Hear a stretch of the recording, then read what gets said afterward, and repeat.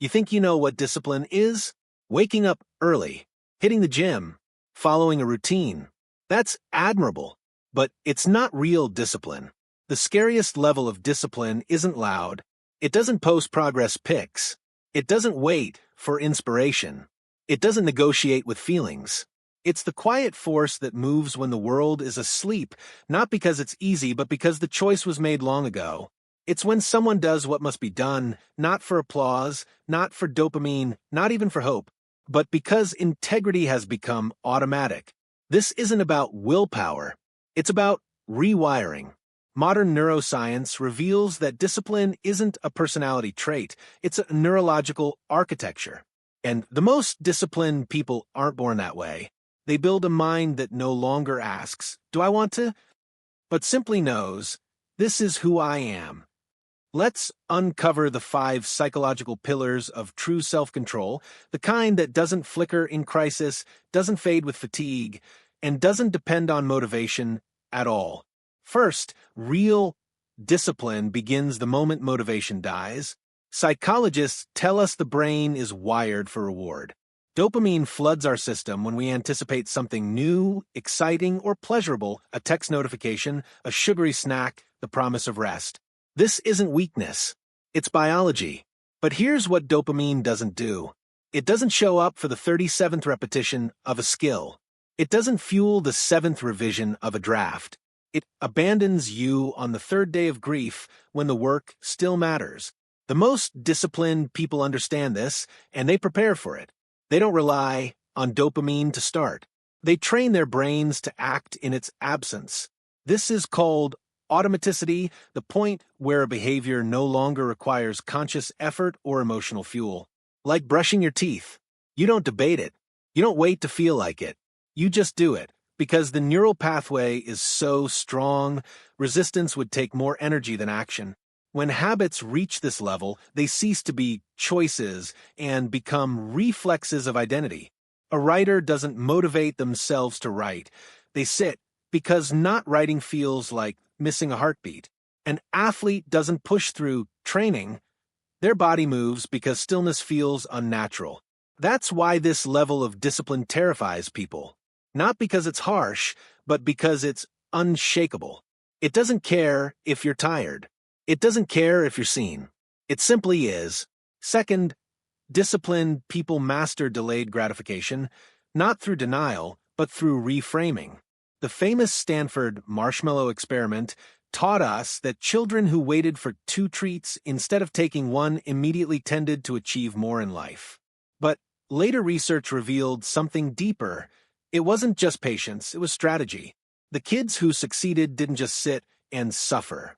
They distracted themselves. They turned away. They sang songs. They transformed waiting from torture into a game. That's the key. True self-control isn't about white-knuckling through discomfort. It's about changing your relationship with time. Neuroscience shows that when we say not now, later, we're not suppressing desire. We're activating the prefrontal cortex to revalue the future. The reward doesn't disappear, it matures. A disciplined student doesn't hate leisure. They know rest after deep work feels richer, earned, sacred. A disciplined creator doesn't ignore joy. They understand that the joy of completion outweighs the fleeting thrill of distraction. This isn't sacrifice.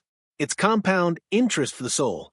Third, the disciplined mind replaces emotion with systems. Most people operate on a question. Do I feel like doing this today? That question hands control to your mood, a biological weather system, unpredictable and fleeting. But elite performers eliminate the question entirely. They use what psychologists call implementation intentions. If then plans wired directly into behavior. If it's 6 a.m., then I put on my shoes and walk out the door. If I open my laptop, then I write for 25 minutes before checking email. Notice, no should. No, maybe. No negotiation. The decision was made in advance, during clarity, not in the fog of fatigue. This turns discipline from a battle into a ritual. And rituals don't drain you, they center you. When your system is strong enough, action becomes inevitable, Not because you're forcing it, but because deviation feels dissonant, like singing off key in a choir you love. Fourth, disciplined people move in silence. You won't see them posting day 47 of grinding, not out of humility but neurological wisdom. fMRI studies reveal that when we talk about our goals, the brain releases dopamine, the same chemical it gets from achieving them. In other words, announcing your intention gives your brain a premature sense of completion. It tricks you into feeling progress before any has occurred. That's why the most consistent people stay quiet. They know words are cheap currency. Action is the only reserve that holds value. They don't document the climb, they focus on the footholds. They don't seek validation, they seek verification. Did the work get done? Yes. Move on. This silence isn't secrecy, it's focus. And when results finally emerge, they look like magic, but they're just the compound yield of invisible consistency. Fifth, and most profound, the scariest level of discipline isn't about controlling your time. It's about mastering your identity. Ask yourself, do you do discipline or are you disciplined? There's a chasm between those two. One is performance. The other is being. Psychologists call this identity-based habit formation. Instead of saying, I'm trying to run more, you become a runner. Not I'm cutting sugar, but I'm someone who fuels my body with intention. When behavior aligns with self-concept, resistance collapses. Because now, skipping the run isn't just missing a workout, it's betraying who you are. This is why disciplined people show up on their worst days. Not because they're heroic, but because not showing up would feel like self-erasure. Their discipline isn't rigid. It's resilient. It bends in storms but doesn't break because its roots run deeper than mood, deeper than circumstance, deeper than even motivation. And here's the truth no one admits. This level of discipline is accessible to you, not through more hustle, but through strategic surrender. Surrender the need to feel ready. Surrender the craving for external proof. Surrender the myth that consistency requires constant effort. Real discipline is built in the small architectures of daily life. The decision to place your phone in another room before bed. The choice to draft the email before checking replies.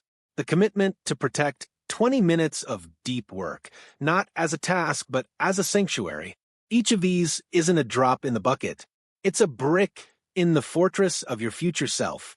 And one day sooner than you think, you'll wake up and realize you no longer practice discipline. You inhabit it. It's not loud. It doesn't need to be. Because the scariest level of discipline doesn't announce itself. It simply arrives, steady, silent, and unstoppable, ready to meet whatever the world brings. If this resonated, it's not coincidence. It's recognition. A part of you already knows this truth and is waiting for you to trust it. So take one small step today, not for results, but for alignment. Not to prove anything, but to remember who you are when no one's watching. Because real discipline doesn't speak. It just shows up. And so will you.